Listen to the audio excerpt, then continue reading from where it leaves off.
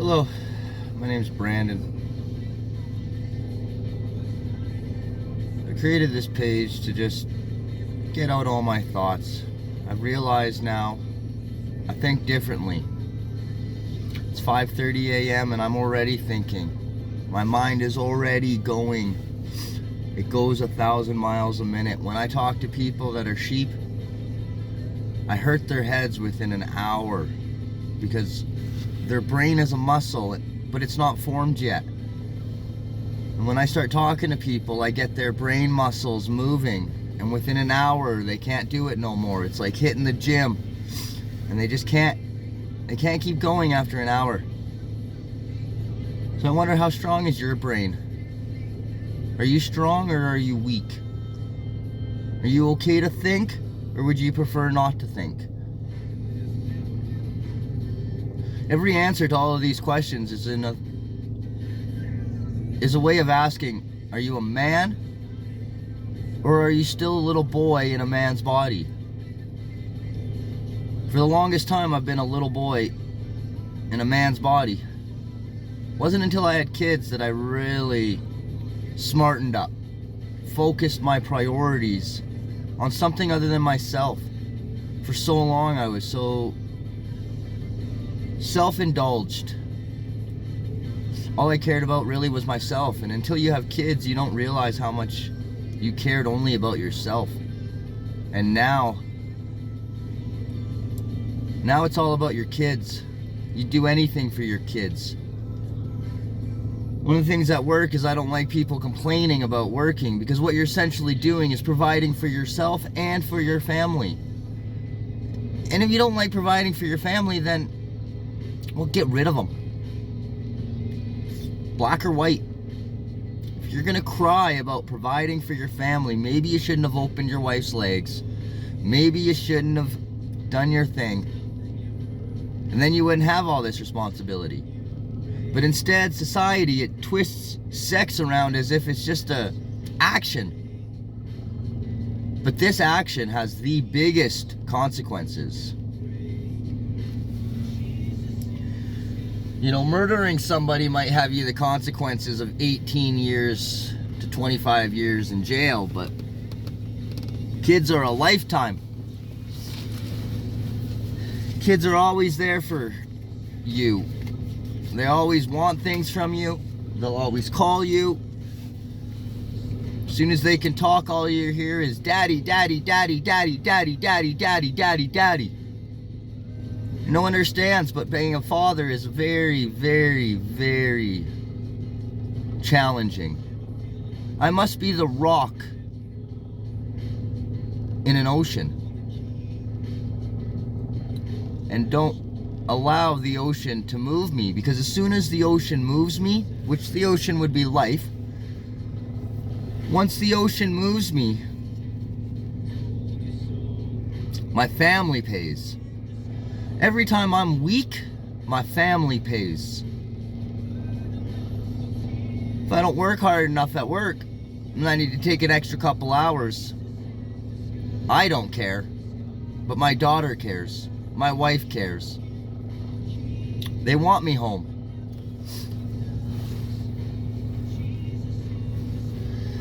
If I'm not there spiritually, then on a moral foundation, my house will be flawed. But when you set it to the standards of God, it's quite hard to reach. Especially in this world. This world is so toxic. I'm really believing that toxic environment can make toxic people. And one of the biggest toxins on this world are big cities. There was a study I heard about with monkeys or something like that, where 3 monkeys lived together and they did perfectly fine. 10 monkeys though, and things started going bad. Thefts, murders, rapes. It seems people are sort of the same.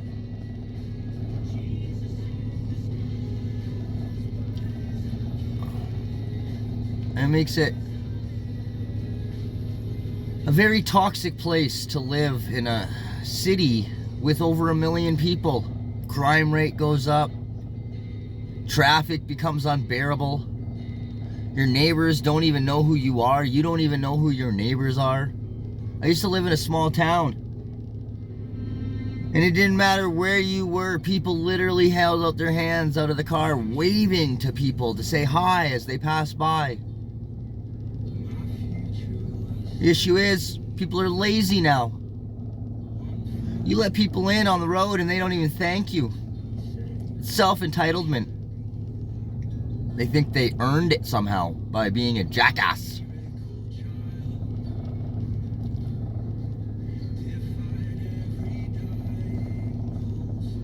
It's a struggle to live in this world today. I live in Canada. It's supposed to be one of the most peaceful places to live. And yet the propaganda here is so bad. They take away God. They take away our flags. And they put up pride flags. And they care more about people who care more about themselves than anyone else. Isn't that crazy? That the government will take in people, not grandparents, who have done a great service to this world by producing family members, who produced family members, who helped the economy grow. See, the thing about a country is, the strongest part of a country is its family. That's why they want to destroy the family. And that's why I want to tell you, your family's the most important thing. Your family is worth getting a gun and protecting it. Is it not?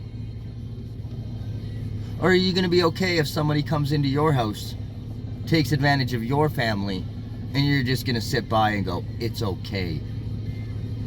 I hope that's not you. And I hope maybe if you're not a big man like myself, I'm not very big.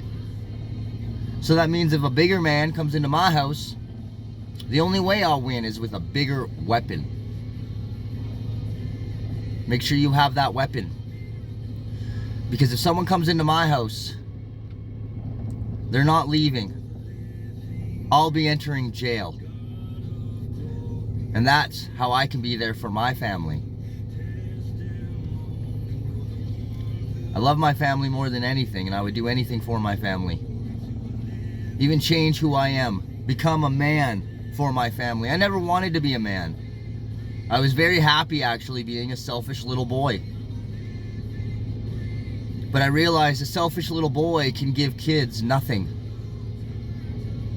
A man, though, man can provide a house, can provide a foundation, can be a rock. A rock is such a simple object out in the world, and yet it's one of the strongest. It's one of the most durable. You don't know how old a rock is. You don't even know what a rock's been through. The smoother a rock is, the more it's probably been through. And you look at it and you go, it's beautiful. At our core, that's what society's like. When they see a real man, and they see how hard he is, they understand he went through stuff to be like that. They don't know what he went through, but they're grateful he went through it. Because when I call a police officer to come protect me and my family, I'm sorry, but I don't want a girl. If I wanted a girl, I'd get my wife to protect my family. I want a bigger, stronger man than myself.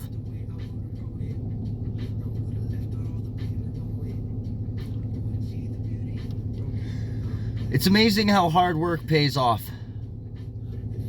They say you can project it from your mind, you know? I will be a king, I will be a king, I will be a king. And you will become a king. Guess it then depends on your definition of what a king is. Because I'm a king. And I meet people that think they're kings,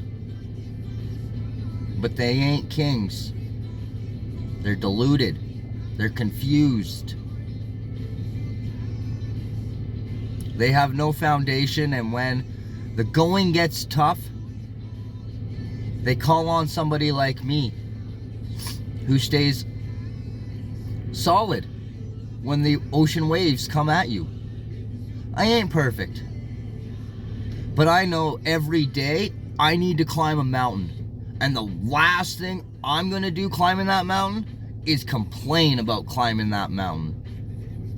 We have a wonderful God out there, but this God is tough. And if you ask for anything from God, He gives it to you. But He expects hard work. He won't give you money unless you work hard to prove that you'll do good with that money. He won't give you nothing until you prove. You ask for patience, He'll find a way to make you patient. You ask for strength, and He'll find a way to make you stronger. He doesn't just do it. He puts you in situations where the end outcome is you are what you asked for. But if you whine and you complain and you quit, it shows people, it shows God, and it shows your family you can't handle it. So be a rock, be a father, be a husband, be a man. Don't let society tell you what a man is. Look inside your heart and know what a man is, because inside your heart, a man is an asshole.